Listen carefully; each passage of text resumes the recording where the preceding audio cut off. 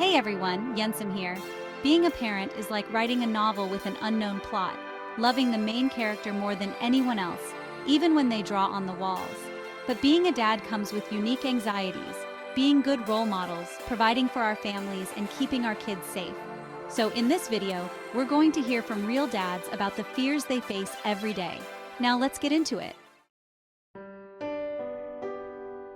Our first dad, Jason, is a father of two who struggles with a fear a lot of us can relate to, not being good enough. My biggest fear is not being a good enough father for my kids. I want to make sure I'm present, but balancing work and home life can be really tough. Finding that balance between being the provider and being the present father feels like a constant juggling act. I may not be able to be there every moment, but when I am, I try to make it count by being fully engaged with them. We can't always clock out of work early, but we can make a conscious effort to be fully present when we're with our kids. It's those small, intentional acts of presence that build strong, lasting connections. For Aaron, a new dad, the fear centers around financial stability. When my daughter was born, my first thought was, how am I going to make sure she has everything she needs? It's a daunting realization that hits many of us when we become parents. The weight of responsibility for another human being's well-being. The weight of providing for her future, from education to healthcare, feels overwhelming at times. The fear of failing to provide can be paralyzing. It's scary, but breaking down the big financial goals into smaller, manageable steps makes it less daunting. It's about taking those small, consistent steps, about planning for the future while still being present in the now. It's about showing up every day and doing your best, even when your best feels a little messy and uncertain. Mark, a father of three, faces a different kind of pressure, the pressure of being a good role model.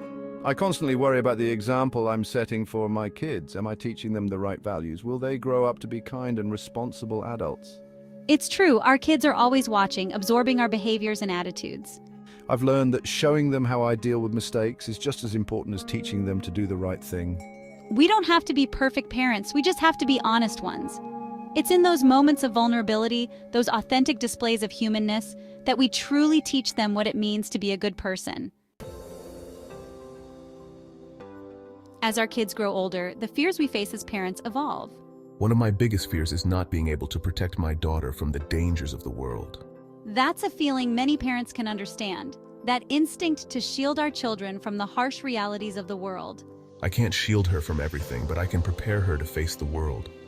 We talk a lot about trust, safety, and making good decisions. It's about equipping our kids with the tools they need to navigate the world independently, to make responsible choices, and to know when to ask for help.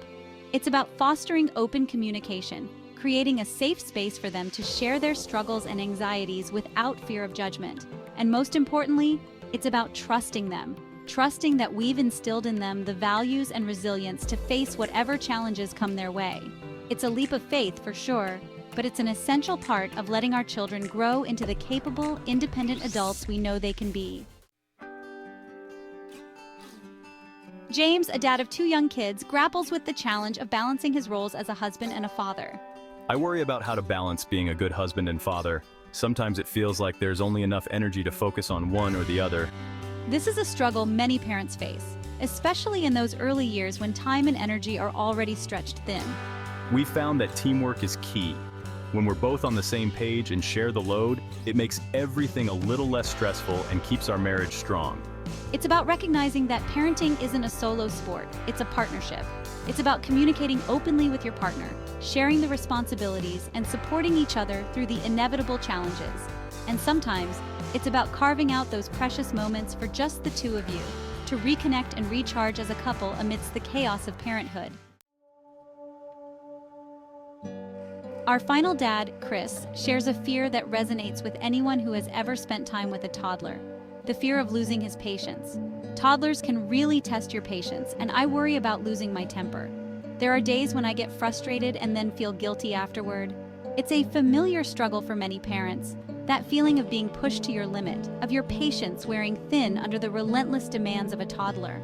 I've started using techniques to manage my frustration, such as taking deep breaths or stepping away for a moment when things get overwhelming. It's about recognizing those triggers, those moments when your patience is about to snap, and having strategies in place to de-escalate the situation. What matters is that we acknowledge those mistakes, that we apologize to our children, and that we model healthy ways to cope with difficult emotions. So, there you have it. Real dads, real fears, real talk. Being a dad isn't about having all the answers. It's about showing up, even when you're unsure, even when you're afraid. As we've heard from these dads, facing our fears head-on, acknowledging our vulnerabilities, and seeking support when we need it are not signs of weakness, but rather the hallmarks of good parenting. So, to all the dads out there, keep showing up, keep learning, keep growing. And remember, you're not alone in the journey.